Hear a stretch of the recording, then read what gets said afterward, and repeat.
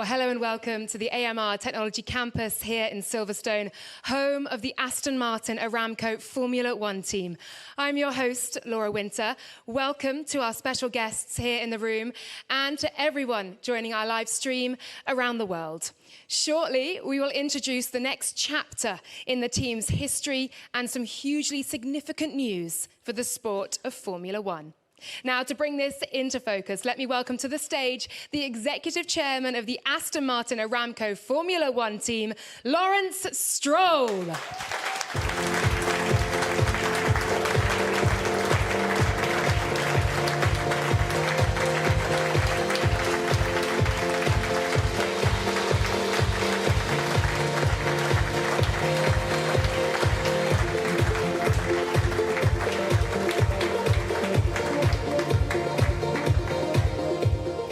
Well, good morning, Lawrence. How are you? I'm extremely well, thank you. How are you? Very good, thank you. It's a huge day, isn't it? After months of speculation, I know you have some very exciting news to share with us this morning. Certainly the most exciting news in our Aston Martin's Formula One history, and I think probably the most exciting news in Formula One in general. So, as slightly rumored, Adrian Newey will be joining us as, first and foremost, a shareholder and our technical managing partner of our Formula One team. Congratulations.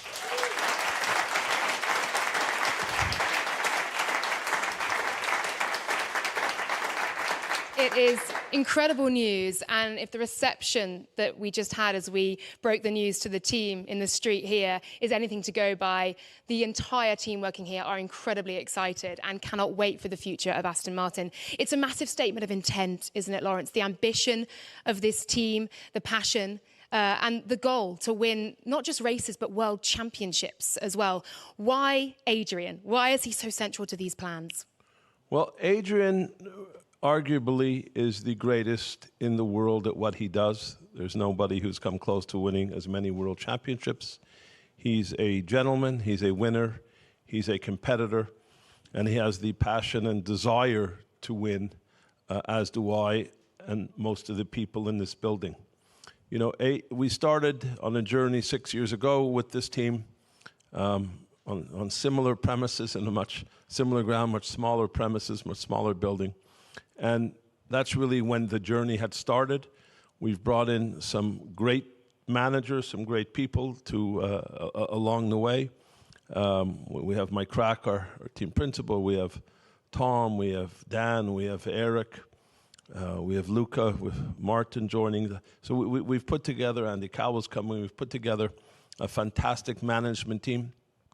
And building this premises was really showing our real intent. First is hiring the people, but to make this level of investment, to build a premises like this, non-existent before in Formula One, the first of its sort.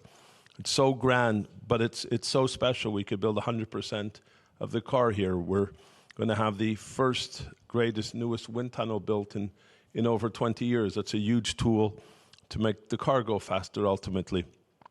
So putting all that in place, the people, the premises, and then really looking for our technical leader.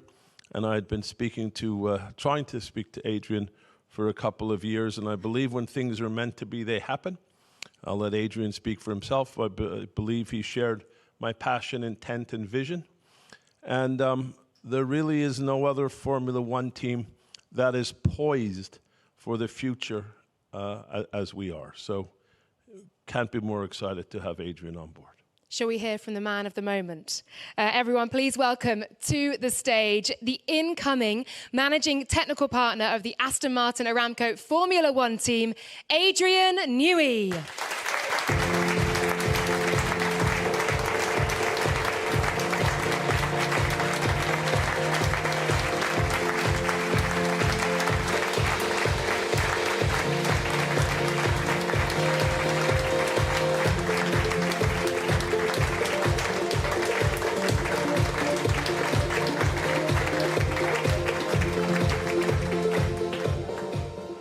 Adrian, welcome. This is your new home, soon to be. Congratulations. It's such exciting news.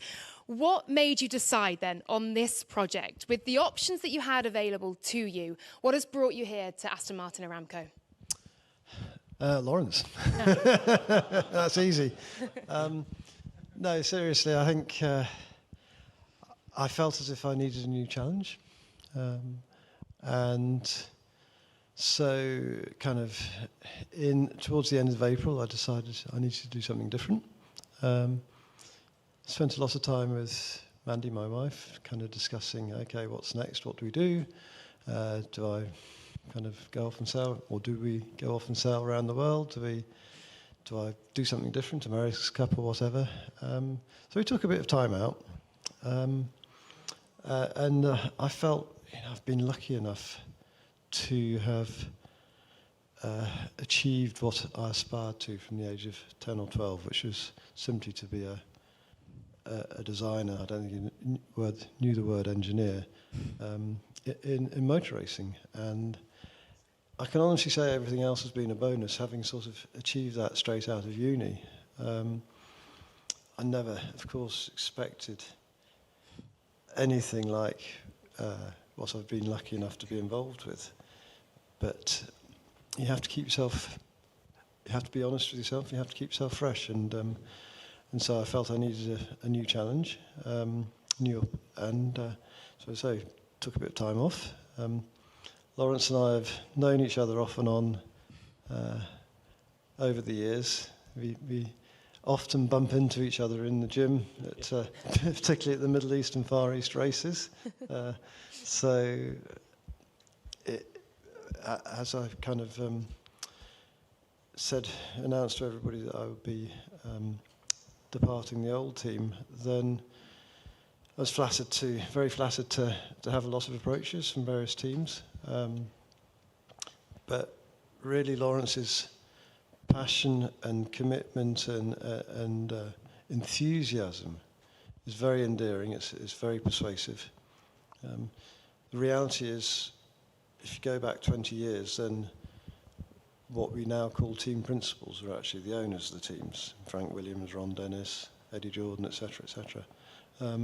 In this modern era, then Lawrence is actually unique in being the only properly active team owner, and I think that does bring it's a different feeling when you have somebody like Lawrence involved like that. It's back to the old school model, and to have the chance to be a shareholder and a partner is something that has never really hasn't been offered to me before.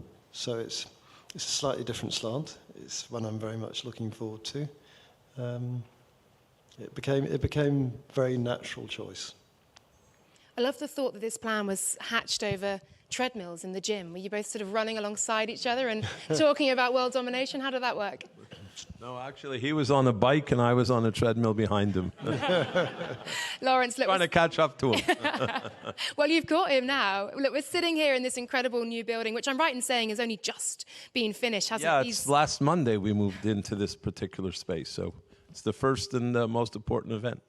And we've walked through the street and seen the entire staff who are working here as well. Your vision is truly taking shape, isn't it? How does Adrian then fit into the existing team that you have here? As I mentioned, we have a strong team, some of which Adrian has already worked with. Adrian is going to be the technical managing partner of that team. So on a day-to-day basis, he'll be here, full commitment, full-time committed to Formula One, giving leadership and direction to his team.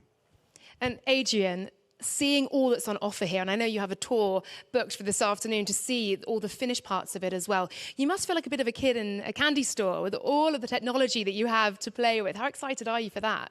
No, I mean, I think what Lawrence and Martin have built here, these facilities are just stunning. It's not an easy thing to do, to build a brand new factory in a greenfield site and have it have a really nice, warm, creative feel to it, because after all, that's what we're here for, to try to be creative and to come up with good solutions and particularly with good communication between everybody that works here. And I've seen some new buildings that haven't quite fulfilled that. But this one it has a great feel. The proportions are right. It has all the facilities. So, yes, you're absolutely right. I'm so looking forward to starting, to getting to know everybody here, to work with them and go from there. Lawrence, Adrian's was the most sought-after signature in Formula One for this season. Of course, you mentioned your moments in the gym together and I guess those kind of hushed conversations you were able to have. When did the talks really start in earnest? Tell us about that, because the rumours have swirled all season. Well, as I mentioned, we really did begin to speak briefly about 3 years back. The most recent talks in earnest began after I read Adrian's news of his departure.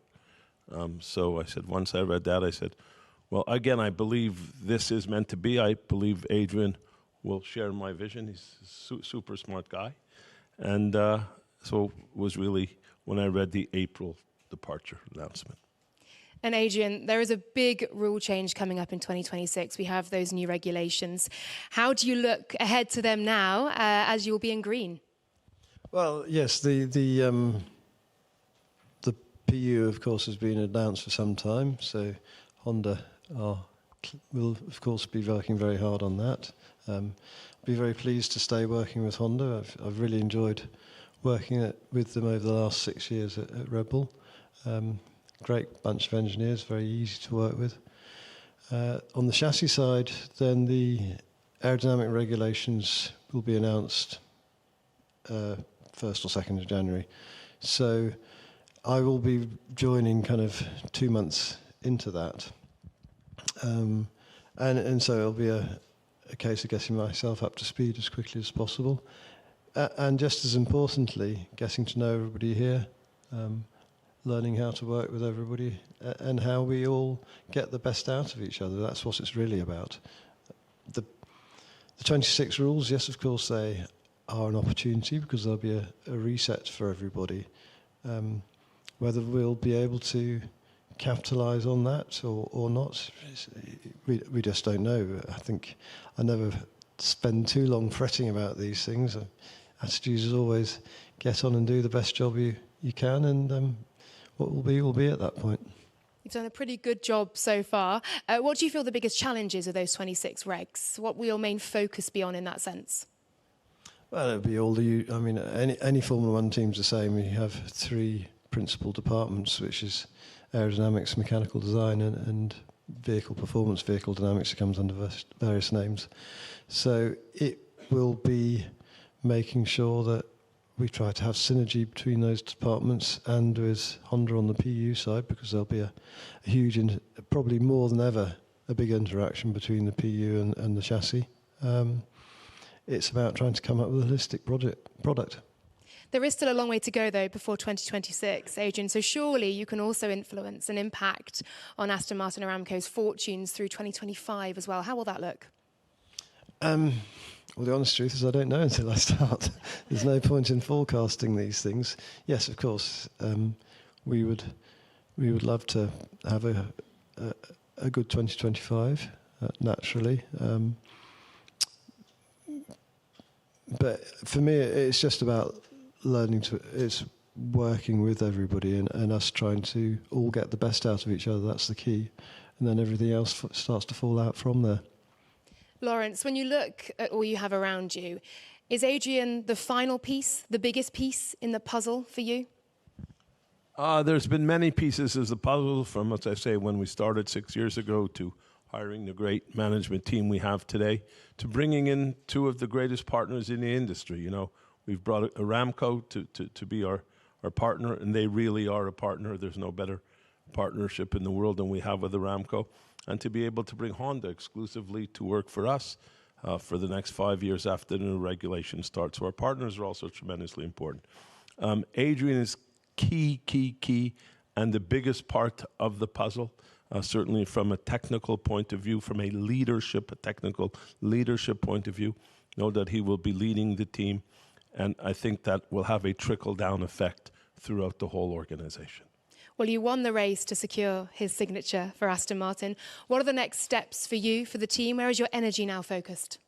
Our energy is focused on a couple of places. So As I say, we just really finished moving into this building last week. Building 3, which houses our wind tunnel, will be operational at the end of this year, or certainly very early part of next year. This is something we're missing in order to perform at the top. We had a slight distraction moving into this building. We had a very strong start to 2023. As you know, the first 9 races were great. Then these cars are, ground effect cars are rather complex, and obviously we went in a different, or clearly appears now, a wrong direction. We're trying to find our way back. We're currently 5th in the championship. In all honesty, for a team like us, with just moving into this building, with not having all our tools in place, without having a true big technical leader as Adrian, I would like to be in a better space, don't get me wrong, but our focus really lies on doing a better car for 25, but really most importantly, we'll be focusing most of our energy next year on 26, reset, new rules, new power unit, buildings up and running, wind tunnels running. So that's really going to be our focus. Thank you. Adrian, it's clear all the building blocks are very much in place to win in Formula One, but you're also, of course, representing the iconic Aston Martin brand as well. How does that feel? I mean, it is, you're absolutely right. I think arguably next to Ferrari, then Aston Martin is the most iconic brand across the world. It's got such a presence and a feel to it. So, of course, that's special. It also ties actually in quite well because obviously I was involved with the Valkyrie project, and I have a couple of classic Astons as well. So well familiar with the brand and the magic that goes with that.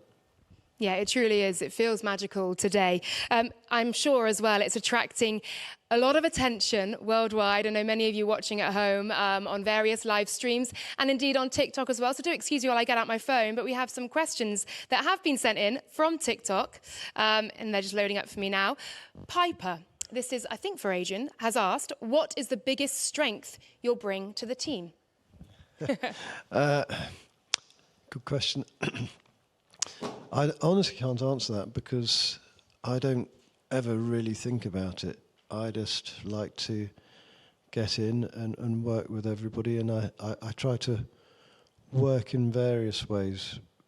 One is relatively solitary, which is standing at my drawing board and trying to create and come up with ideas and so forth.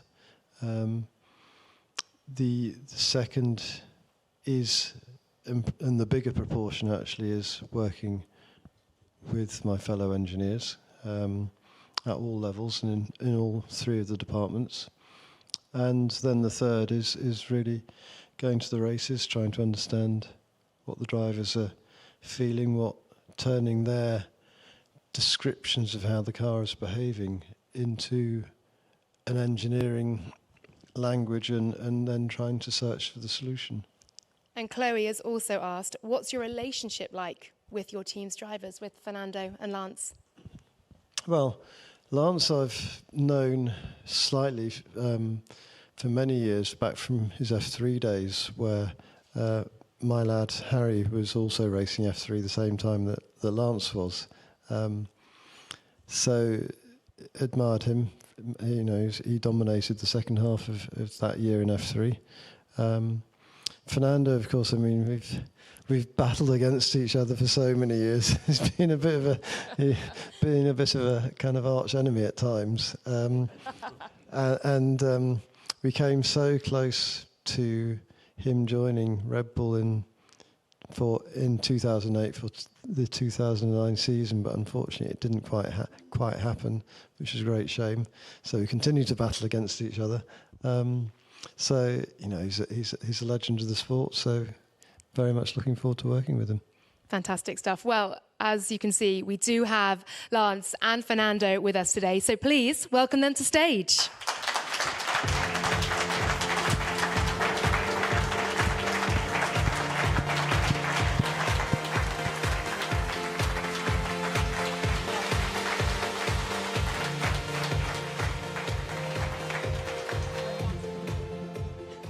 Lance to here, Fernando there. Perfect. Well, Lance, what a huge day this is. A momentous occasion for Aston Martin. Talk to me about the impact, the momentum, the winning momentum this will have for 2025. Yeah, it's a huge day. I mean, there was already a lot said, but I think it's really the most exciting day in this team's history. Adrian's won more championships than anyone in the paddock, and now he's wearing green. So it's an extremely exciting day, and 26 is not far away. A completely new set of regulations, a lot of opportunity, and we're really constructing an incredible team with so many talented people that are already here. And now Adrian's coming on board, so really exciting. Thank you, Lance.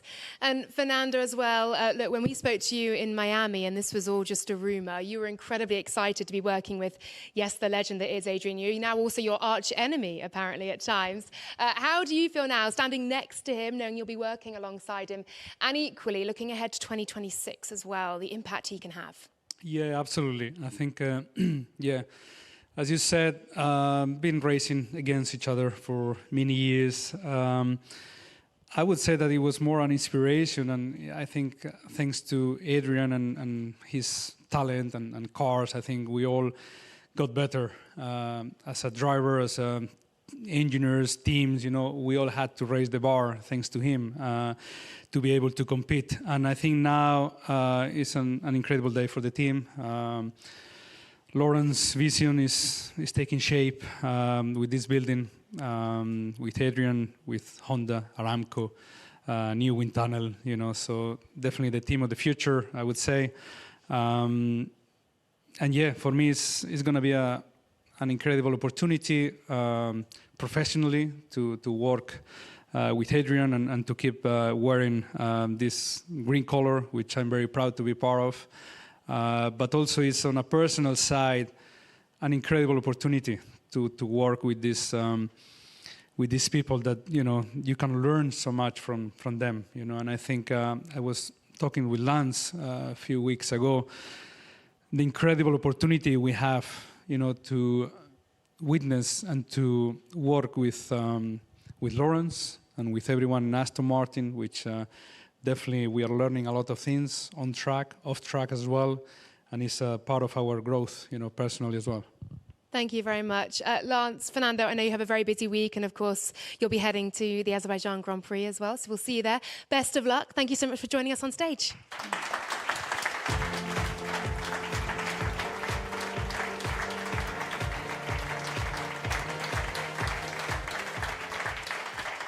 Okay, that is enough questions from me. It is now time to throw open to the floor for questions from the media who are here with us for Lawrence and Adrian. So please do raise your hand when you're asking a question, and do share your name and publication as well.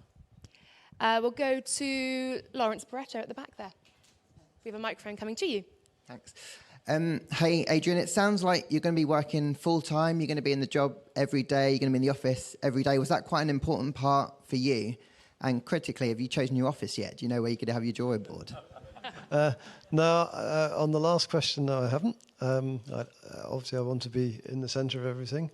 But yes, moving teams is always a big commitment to try to understand how everybody works, to engage with them, to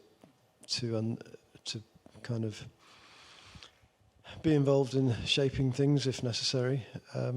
It takes time, it takes commitment.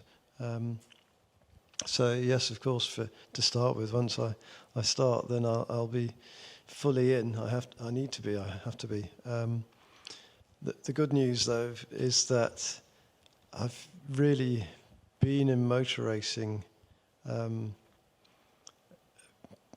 of working at the track. So since actually 1982 with Formula 2, and then in the Indy cars in America, and then Formula 1 since 1988, pretty much non-stop without break. So so far the summer's been a little bit busier than Mandy and I had anticipated, but from Thursday we're going to go off and take a bit of holiday time and take a bit of a break. I've obviously got my RB17 commitments also to balance there, but really get a bit of a break and enjoy ourselves so that when the 2nd of March comes, I'm fully rested and raring to go. Thank you, Lawrence. Andrew Benson alongside. Andrew Benson, BBC Sport. Adrian, to follow up on that, as I understand it, it was your decision to sort of row things back a bit at Red Bull and go 3 days a week or whatever it was. What made you so sure that you wanted to go full-time again and take on this level of commitment? Well, I don't know where 3 days a week ever came from, but anyway. I think that at Red Bull, I don't want to, we're not here about Red Bull, but it's well known that in 214 with the hybrid engine, and then we were in a position where we didn't have a very competitive PU, and with no light at the end of the tunnel. So that's when I felt I needed something else to kind of also be involved in, which of course became Valkyrie. Once we got the Honda PU, then we were in a very different position, and so then I got properly back involved on the Formula One side with the 16, I think it's 14, 15, 16, 16B, and then the 18 and so forth. But certainly it's now a very mature team, so I felt able to, once we got through the peak of designing the research and design of the 22 car, the big regulation change car, to step back a little bit, because the 23 and this year's car are very much evolutions of that first 22 car, but this is something different. It's that fresh challenge, that kind of new stimulation, and so I always do what I feel is needed for the best of the team. Thank you. Luke. Luke Smith from The Athletic. Adrian, in the announcement release, it said that your visit in June was quite influential in the decision. Can you talk about that visit, what you saw at the factory? And Lawrence, how important was it to get Adrian on site and probably show him what you were building here? I'll go first. I think it was huge, as Adrian was about to comment. It's hard to understand, comprehending, or trying to explain these 3 spectacular buildings if you don't visit. And it's a very big part of our tool, as you well know, to make us a championship team. We certainly couldn't have been a championship team with our old tool, that we know. So this had to be built again to show our intent, our ambition, and to win. So getting Adrian here, I think, was critically important, but I'll let him speak for that. Yeah, I mean, I think as we discussed earlier, then the building's clearly mightily impressive. It has a great feel to it. But the second bit, which we didn't talk about, is I think it's a real demonstration of Lawrence's commitment to and vision for where he wants the team to get to. You know, this is I don't know how much it costs, but it's not going to be cheap. So it really demonstrates that. I mean, not, you know, I'll find other ways of spending money now for him within the cost cap. I think we all know nothing good is cheap. But yeah, I think that was perhaps the combination of seeing all the facilities, how nice a feel and how well thought out the building is, and perhaps most of all, that very visual demonstration of Lawrence actually. You know, if I had to, if I had to describe Lawrence in one sentence, I think one of the things that I always kind of think of is he has total belief, he has a direction, and he's happy to put all his chips on black, and that's what he's doing here. In this case, green. Yes, just here. Hi, I'm Mark Hughes, Motorsport Magazine. Question for Lawrence. You've got lots of technical heavyweight people here already. How is it going to be structured with Adrian's arrival, and will that structure evolve with it? As I mentioned earlier, Adrian is joining as technical managing partner. He will be the leader of the technical team. He'll be a leader also in the company, in the overall business as a partner and shareholder. So I leave that structure up to Adrian, who's much better suited than myself. Craig Slater. A question for Adrian. I think when you first announced your departure from Red Bull, we thought Ferrari might be favourites for your signature. Lewis Hamilton talked of it being a privilege to have worked with you. How seriously did you entertain the prospect of going there this time, because they've courted you for years? And ultimately, did you think you could achieve more by coming here, maybe because this is a less decorated team? And maybe a question for Lawrence. One or two rival teams said they did not want to get in a bidding war for Adrian Newey. We understand you've paid a lot of money to bring him here, made him one of the highest paid people in British sport. Will he be a bargain? I can tell you Adrian is a bargain. So certainly I've been in business for, oh my Lord, show my age, 34, over 40 years now. And I've never been more certain it's the best. It's not an investment. He's a shareholder and a partner. So it's the best partner I can bring into a company. We intend to be around here a very long time together. So it's relatively inexpensive for everything Adrian brings in a partnership we will have. And yeah, I think from my part then, yeah, I think I mentioned earlier, then very flattered by the number of teams that did approach me, and had discussions with some of those teams, not all of them. But in the end, it became a very clear and natural choice for all the reasons I stated earlier in the conference today. Thank you. Will Buxton at the back. Will Buxton, F1 TV. Adrian, a two-part question. First of all, you have been at the forefront of this game and finding your challenges for 4 decades. Did you seriously consider just putting your feet up or sailing around the world, as I've already said, and not picking up a challenge within the sport? The challenge just being, where do I want to sail to today? And secondly, will there be scope within your role here for extracurricular activities? This is a famous and well-renowned auto manufacturer, not just a racing team. We've seen the passion you've put into the RB17, the Valkyrie as well. Will there be scope to focus on other things, not just the race team? Okay, so to answer the first part, so when I decided to stop at Red Bull, which was kind of really over the Suzuka weekend back in April, then genuinely had no idea what would be next. Just wanted to have a blank mind, kind of take stock, enjoy a bit of a break, and was hoping that kind of standing in the shower somewhere, the sort of the spark would come of, yeah, this should be the direction. And Mandy was a big part of that as well, of our discussions and what should we do. I think she was worried that I would probably drive her a bit mad if I was home too much. So yeah, I think kind of come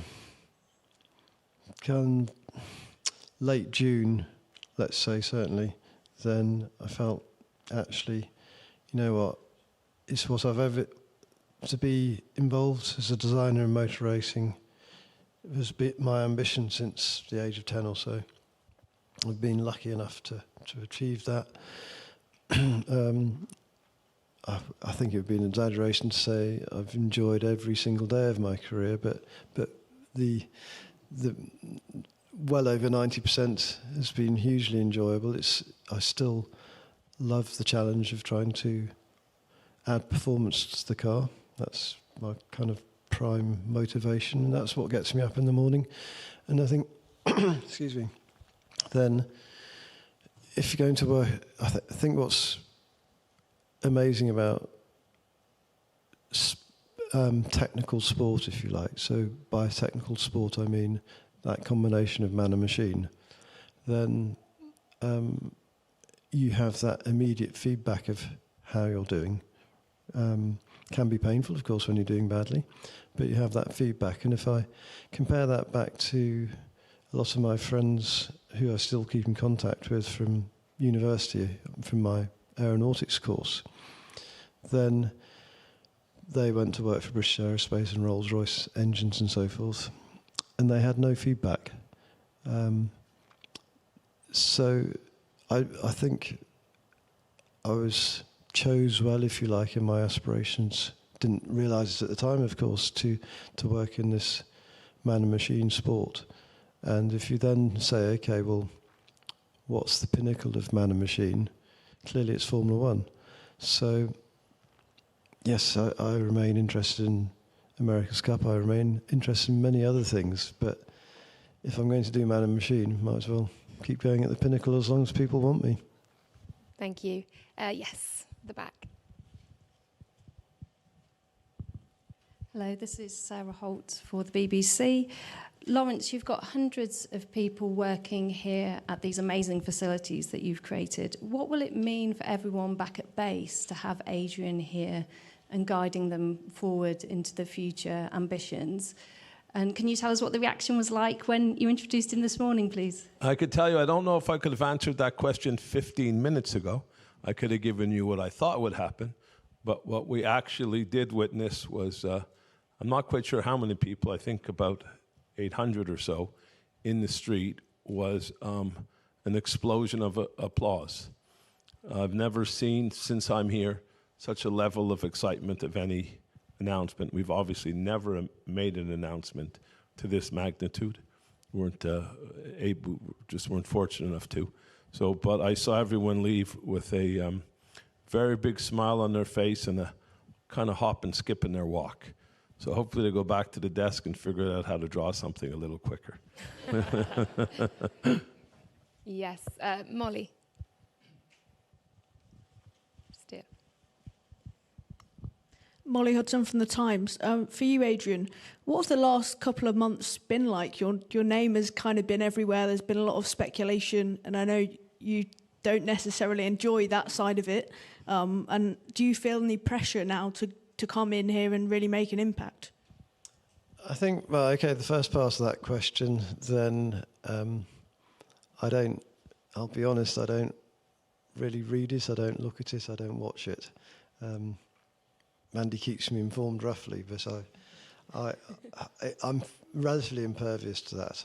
I decided that's what I should do many years ago, and in my second year in Formula One, when having sort of done a decent car in the first year, the second year was a bit of a camel, and so having read good press about myself in the first year, I decided, okay, well, I can't kind of get my ego all pumped up from reading good press and then get all depressed when I'm reading bad press. So best solution to that is don't read any press at all, and that's what I've always adhered to since. So apart from people coming up to me and telling me that I'm in the press all the time and I keep blocking up their inbox or whatever, then I don't really know about it. And I've promptly forgotten your second question, sorry. Do you feel any pressure to come in and make an impact because of everything that's said about you and obviously the way Lawrence speaks of you? My pressure comes from within. It doesn't come from external. So I guess I remember Frank Williams, I think it must have been in '91, saying to me that he felt I was the most competitive person in the pit lane. And I remember being a little bit upset about that at the time. I didn't really know what he meant. And I'm not sure he's right either. I wouldn't like to say, for instance, that Fernando or Lance or whatever are less competitive either. But I can't deny that I am competitive in my profession. I'm not really so much in sort of hobbies and so forth, but in profession I am. And so, as I say, I just put pressure on myself to do the best job possible. I suppose perhaps because I have been fortunate enough to have had a decent set of results, then I don't kind of feel the need to prove myself anymore to the external world. But as I say, in reality, that's never been my motivation anyway. My motivation is trying to do the best job I can and feel as if, regardless of what the results are, I've done the best job I can. Thank you, Adrian. Thank you, Molly. I'm afraid that's all we have time for. We really appreciate all of you coming here today for this incredibly special and historic announcement here at Silverstone. I'd like to say a huge thank you to you, Lawrence Stroll, to you, Adrian Newey, as well, and to all of you at home for watching. That is it from us here at Silverstone. Do stay tuned to all the news from Aston Martin Aramco throughout, of course, the rest of the season and the upcoming Azerbaijan Grand Prix. But from us here at Silverstone, goodbye.